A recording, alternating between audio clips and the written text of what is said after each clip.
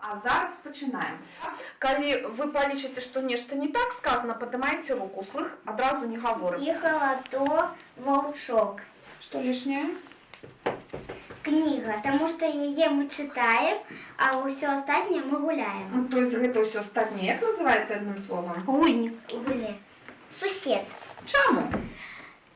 Потому что тата, бабуля и дочка – это члены семьи, а сусед… Імені з'яўляецца, І так? з'яўляецца. Малайчынка. Хто у нас будзе машыністам у цягнічку? Я. Першая літара так будзе Х. Валя. Ежа, не ежа.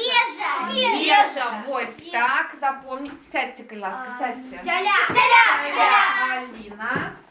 Ой. Ліхтар. Так. Я першая.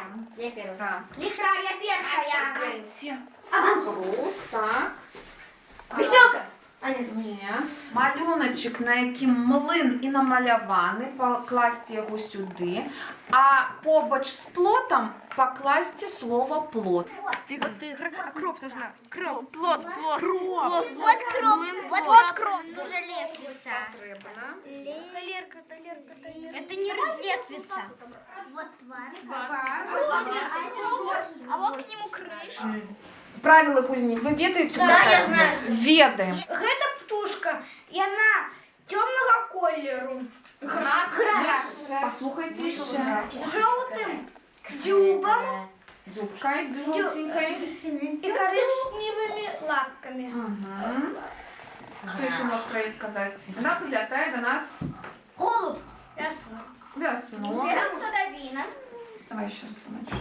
Она зеленая и круглая. Кавун. Это птушка. Я Кирилл. И она самая головная в Беларуси. У вас ніхто ніколи не пытаўся з тых, хто прыязджае да вас гасцей з другіх краін, а чаму ж ви на сваёй мове не размаўляеце? Я пытался. Не са мной. Девчонка с Германии, она пыталась у нас. Ось, Чому бачиш? не розмовляємо? І що ти їй відказала? Потому что у нас две державные мовы. З допомогою гульні можна вивчити хоч часточку слов на білоруську? Так, Можна. Добре. З вас ведає, хто такі, що таке нататник? Печеньки. Вось я вам хочу их подаровать, как бы гэтыя нататнички. Вы записывали новые слова на белорусской мове и запоминали их. Домовились? Да.